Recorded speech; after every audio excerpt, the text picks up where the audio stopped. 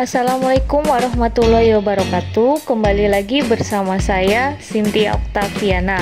Mari kita belajar PPKN pada kali ini, yaitu tentang Ketentuan Undang-Undang Dasar Negara Republik Indonesia tahun 1945 dalam lembaga negara. Pastinya kalian sudah pernah melihat gedung ini ya, baik di berita, di koran, di internet, maupun kalian sudah pernah ke sana, mungkin sudah pernah melihat langsung. Gedung tersebut merupakan gedung Mahkamah Konstitusi. Mahkamah Konstitusi itu merupakan salah satu lembaga negara yang hak dan kewajibannya itu diatur dalam Undang-Undang Dasar tahun 1945 yang bertugas menegakkan hukum di Indonesia. Nanti selanjutnya kita akan membahas tentang lembaga-lembaga negara yang lainnya. Kita akan membahas tentang struktur politik di Indonesia. Itu ada suprastruktur dan infrastruktur. Yang akan kita bahas pertama adalah suprastruktur. Suprastruktur adalah mesin politik resmi di suatu negara dan merupakan penggerak politik yang bersifat formal. Kalau di Indonesia berarti lembaga-lembaga negara yang ada di Indonesia yang diatur baik dalam Undang-Undang Dasar 1945 maupun yang terdapat dalam undang-undang. Nah, ini diantaranya adalah beberapa lembaga negara yang ada di Undang-Undang Dasar 1945 sebelum amandemen. Nah, bisa dilihat ya, tertinggi itu ada di Undang-Undang Dasar 1945. Lalu di bawahnya ada MPR. Nah, setelah MPR itu, di bawahnya itu baru ada lembaga-lembaga negara yang lainnya. Nah, ini adalah bagan lembaga negara sesudah amandemen Undang-Undang Dasar 1945. Terlihat kan bedanya ada di mana? Yang sebelum tadi itu MPR itu berada di bawah Undang-Undang Dasar, dan MPR itu membawahi lembaga-lembaga negara yang lainnya. Sedangkan setelah amandemen, MPR itu berada sejajar dengan lembaga-lembaga negara yang lainnya. Nah, kita akan membahas tentang Majelis Permusyawaratan Rakyat. Sebelum amandemen Undang-Undang Dasar 1945, MPR merupakan lembaga tertinggi negara. Akan tetapi setelah amandemen Undang-Undang Dasar 1945, MPR tidak lagi sebagai pemegang kekuasaan tertinggi negara, karena kedaulatan itu berada sepenuhnya di tangan rakyat. Nah, MPR RI ini terdiri dari anggota DPR RI dan DPD RI. Nah, semuanya itu dipilih langsung oleh rakyat melalui pemilihan umum. Setelah amandemen, MPR ini berkedudukan sederajat atau sejajar dengan lembaga negara yang lainnya, sesuai dengan Pasal 3 Ayat 2 Undang-Undang Dasar tahun 1945. Dan setelah amandemen pun, MPR tidak lagi memilih atau mengangkat presiden dan atau wakil presiden, tetapi MPR di sini itu hanya sebagai melantik presiden dan atau wakil presiden. MPR itu mempunyai beberapa hak, diantaranya hak mengajukan usulan perubahan Undang-Undang Dasar yang terdapat dalam Pasal 3 Ayat 1 Undang-Undang Dasar tahun 1945. Yang kedua, hak imunitas, yaitu hak kekebalan hukum anggota MPR. Maksudnya, MPR itu tidak dapat dituntut di muka pengadilan karena pernyataan dan pendapatnya pada saat rapat-rapat MPR ataupun rapat MPR lainnya yang sesuai dengan peraturan perundang-undangan. Jadi kalau MPR berpendapat pada saat rapat itu tidak dapat dituntut ya, karena itu pendapatnya pada saat rapat sesuai dengan peraturan perundang-undangan.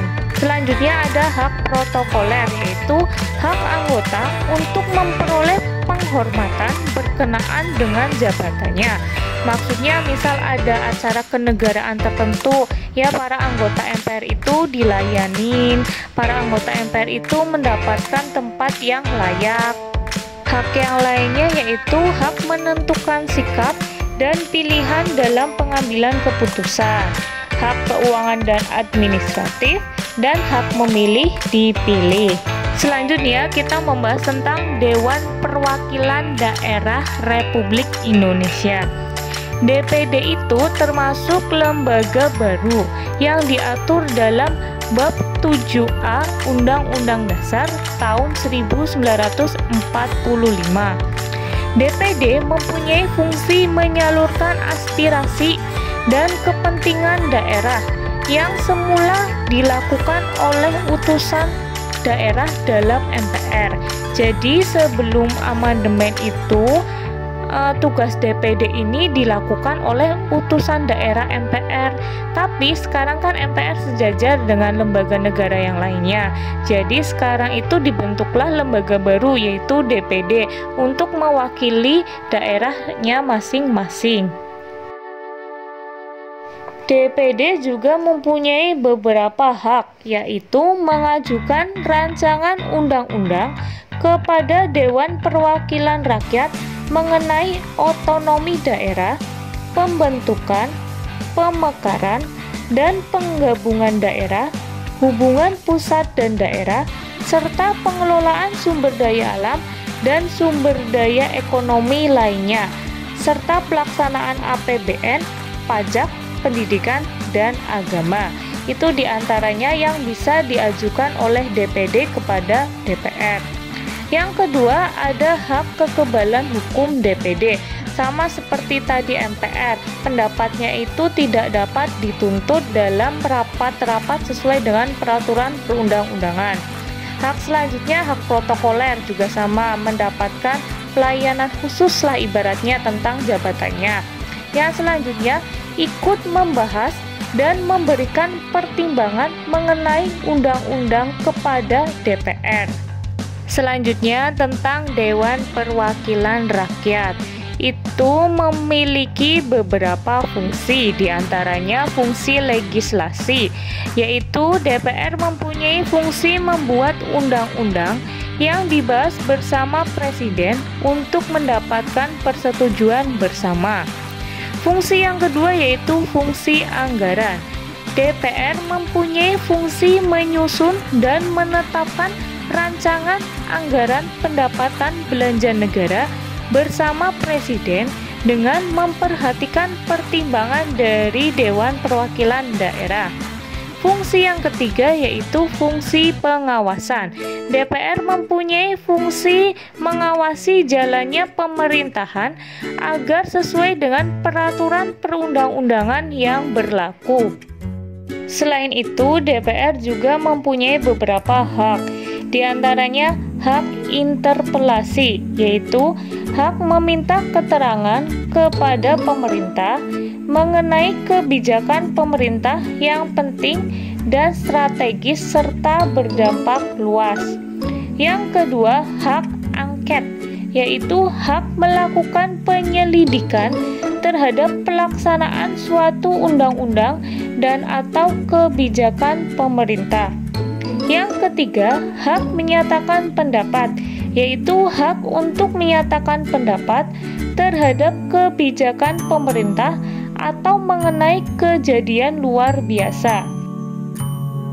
Nah, ini kewajiban dari Dewan Perwakilan Rakyat, yaitu membina dan memperhatikan kehidupan demokrasi dalam penyelenggaraan pemerintahan. Yang kedua, menyerap, menghimpun, dan menindaklanjuti aspirasi dari masyarakat. Yang ketiga, mendahulukan kepentingan negara di atas kepentingan pribadi, kelompok, dan golongan. Yang keempat, memberikan pertanggungjawaban secara moral dan politis kepada pemilih dan daerah pemilihannya. Yang kelima, menjaga etika dan norma dalam hubungan kerja dengan lembaga terkait. Selanjutnya, kita akan membahas tentang presiden. Dalam sistem presidensil, kedudukan presiden itu sangat kuat karena presiden itu sebagai kepala negara sekaligus kepala pemerintahan. Karena tugas presiden yang amat banyak, presiden itu dibantu oleh satu orang wakil presiden. Nah, tugas presiden dan wakil presiden pun masih dibantu lagi oleh siapa? Oleh menteri-menteri negara yang diangkat dan diberhentikan oleh presiden. Ini diantaranya wewenang dari presiden sebagai kepala negara sekaligus kepala pemerintahan. Nah, di situ juga sudah tertera pasal-pasalnya yang terdapat dalam Undang-Undang Dasar Negara Republik Indonesia tahun 1945.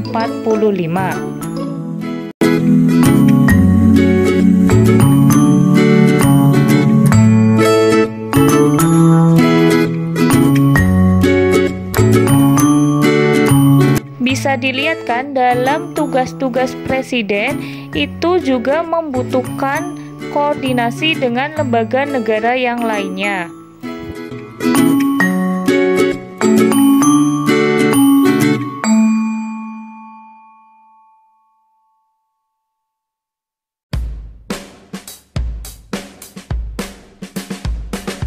Lalu tugas wakil presiden itu apa sih? Yang pertama itu membantu presiden melaksanakan seluruh tugas dan kewajiban presiden yang tadi sudah ditayangkan sebelumnya. Yang kedua, menggantikan presiden jika presiden mangkat, berhenti, atau tidak dapat melaksanakan kewajibannya dalam masa jabatannya. Maksudnya, jika presiden sewaktu-waktu atau di tengah jabatannya itu berhalangan atau mungkin diberhentikan oleh MPR, maka yang akan memimpin negara yaitu wakil presiden. Yang ketiga, mewakili presiden melaksanakan tugas-tugas kepresidenan dalam hal-hal yang didelegasikan presiden kepadanya.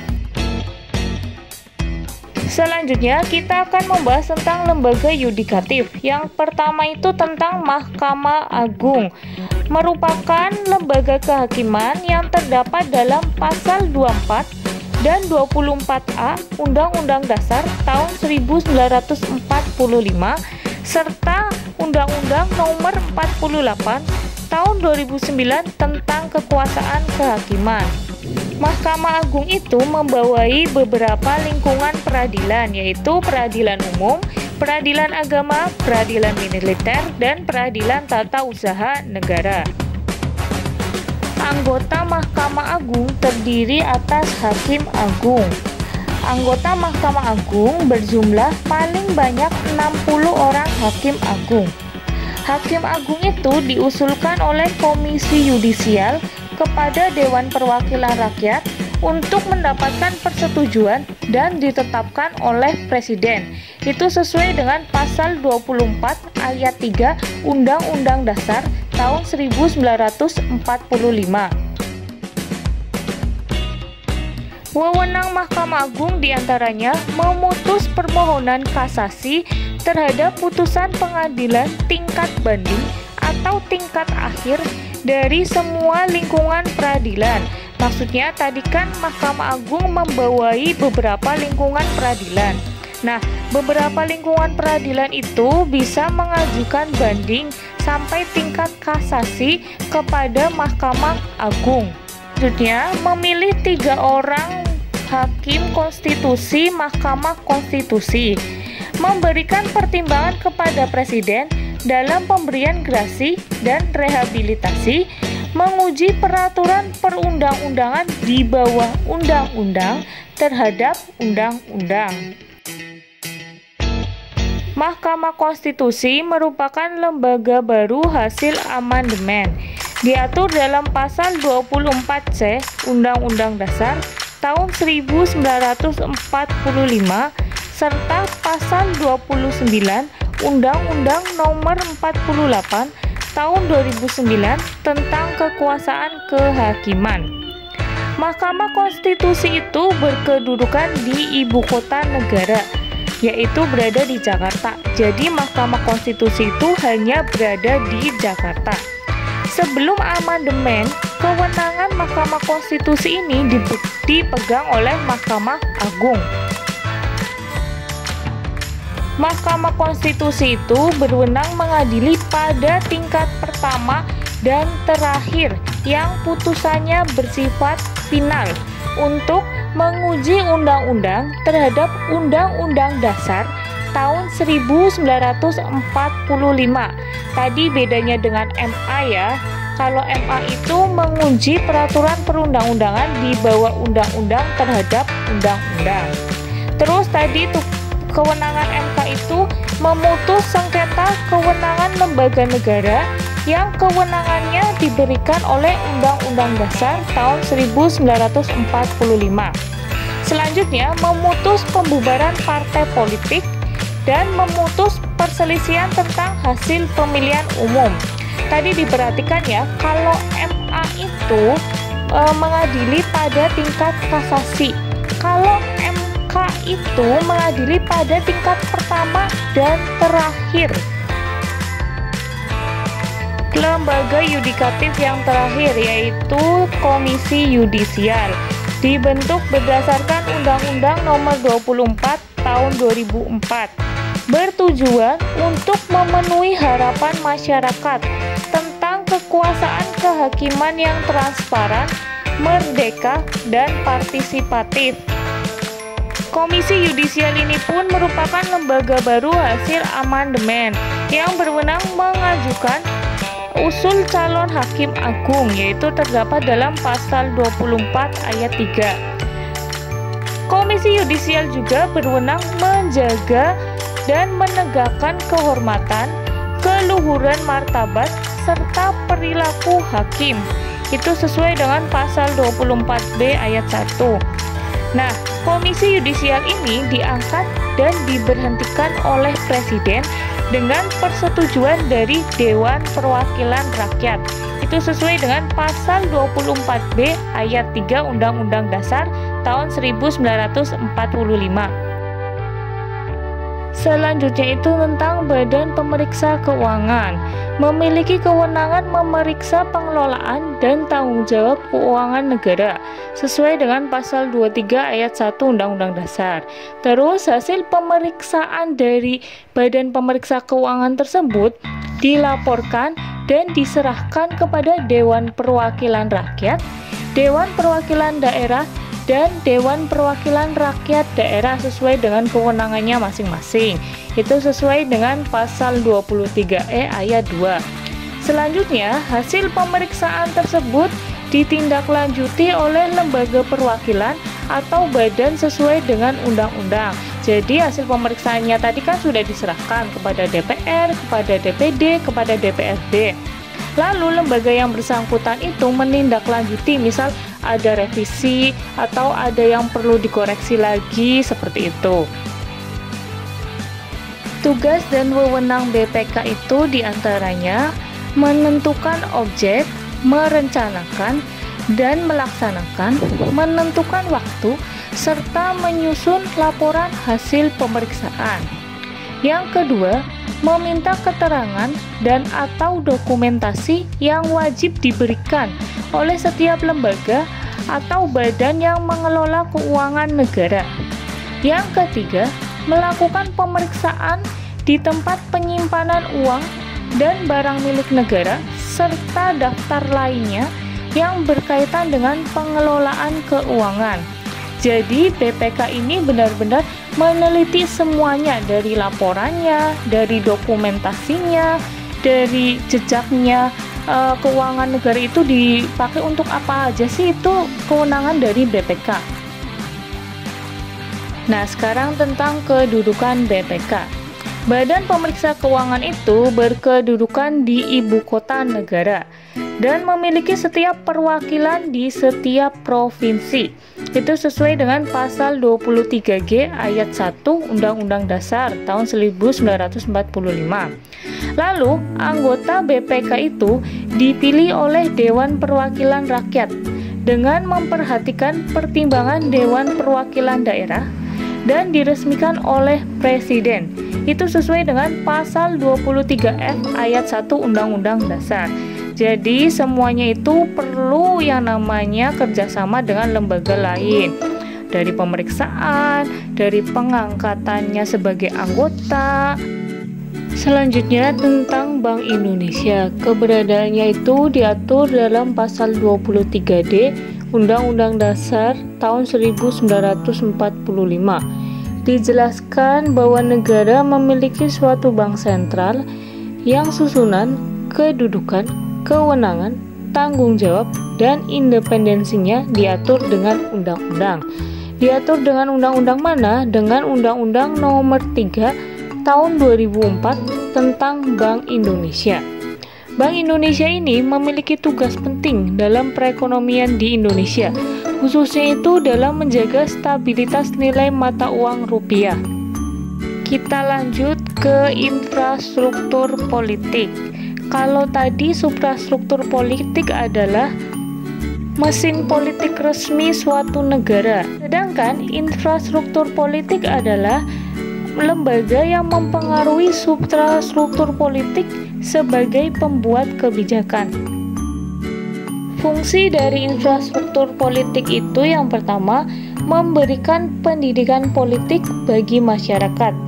Yang kedua, menyalurkan aspirasi masyarakat kepada pemegang kekuasaan, lalu mempertemukan kepentingan yang beragam dalam masyarakat, dan yang terakhir melakukan seleksi terhadap calon pemimpin bagi masyarakat. Ini diantaranya komponen infrastruktur politik. Yang pertama itu ada partai politik. Fungsinya untuk apa? Sebagai pendidikan bagi anggota dan masyarakat agar menjadi warga negara Indonesia yang sadar akan hak dan kewajibannya, terutama dalam bidang politik. Yang kedua, penyerapan, penghimpunan, dan penyaluran aspirasi politik dalam merumuskan serta menetapkan kebijakan. Yang ketiga, partisipasi politik warga negara Indonesia. Yang keempat, rekrutmen politik dalam proses pengisian jabatan politik. Jadi itu kan orang-orang yang ada di partai politik kan nantinya dia akan mencalonkan diri sebagai DPR, mencalonkan diri sebagai presiden, yang nantinya juga kita sebagai rakyat itu akan memilih wakil-wakil rakyat tersebut. Yang kelima, penciptaan iklim yang kondusif bagi persatuan dan kesatuan bangsa. Selanjutnya ada kelompok kepentingan, yaitu sekelompok manusia yang mengadakan persekutuan yang didorong oleh kepentingan tertentu dan memiliki tujuan untuk memperjuangkan suatu kepentingan dengan mempengaruhi lembaga-lembaga politik agar mendapatkan keputusan yang menguntungkan atau menghindarkan keputusan yang merugikan. Contohnya itu ya ada kelompok para petani, kelompok para nelayan, kelompok guru, terus IDI, Ikatan Dokter Indonesia, itu juga termasuk kelompok kepentingan. Mereka hanya menyuarakan kepentingan-kepentingan bagi anggota mereka saja. Ada juga kelompok penekan, yaitu sekelompok manusia yang berbentuk lembaga kemasyarakatan dengan aktivitas atau kegiatannya memberikan tekanan kepada pihak penguasa agar keinginannya dapat diakomodasi oleh pemegang kekuasaan. Jadi kelompok ini atau lembaga masyarakat ini memberikan kritik kepada para pelaku politik dengan tujuan untuk memajukan perpolitikan Indonesia agar lebih maju. Contohnya itu ya ada lembaga swadaya masyarakat peduli petani, lembaga swadaya masyarakat penolong korban bencana, Karang Taruna pun termasuk, terus Pemuda Pancasila pun termasuk lembaga swadaya masyarakat yang ada di Indonesia. Selanjutnya ada media komunikasi politik, berperan menyampaikan informasi dari pemerintah kepada masyarakat dan dari masyarakat kepada pemerintah. Contohnya yang sering ada di televisi, berita-berita tentang para pejabat tinggi kita sedang melakukan apa, sedang melakukan kebijakan apa, sedang membuat undang-undang apa. Kan kita secara mudah dapat mengetahui informasinya melalui televisi, melalui koran, melalui internet juga bisa. Nah, media komunikasi politik ini memiliki beberapa fungsi, diantaranya fungsi informasi, yaitu menyebarluaskan informasi politik serta memberikan sosialisasi politik. Yang kedua, fungsi edukasi, yaitu sebagai sarana pendidikan politik melalui pesan politik yang disampaikan oleh media. Yang ketiga, fungsi kolerasi, yaitu menjadi penghubung antara aktor politik dengan masyarakat. Yang ketiga ada fungsi kontrol sosial, yaitu mengontrol proses politik melalui aspirasi masyarakat yang diinfokan kepada aktor politik. Jadi, media komunikasi politik ini dalam suatu negara itu terbilang penting karena bisa memberikan informasi kepada warganya, bisa memberikan informasi juga kepada aktor politik. Komponen infrastruktur yang terakhir adalah tokoh politik. Seorang tokoh politik harus mengetahui kedudukan mereka sebagai perwakilan rakyat agar aspirasi rakyat itu dapat tersalurkan dengan baik, dapat terrealisasikan dengan baik melalui kebijakan-kebijakan yang mereka buat dalam rangka penyelenggaraan negara yang seimbang, makmur, dan damai. Alhamdulillah, selesai sudah pembelajaran kita pada kesempatan kali ini tentang ketentuan Undang-Undang Dasar tahun 1945 dalam lembaga negara. Semoga materi yang sudah saya sampaikan bermanfaat untuk kalian. Tetap semangat untuk belajar dari rumah. Terima kasih. Assalamualaikum warahmatullahi wabarakatuh.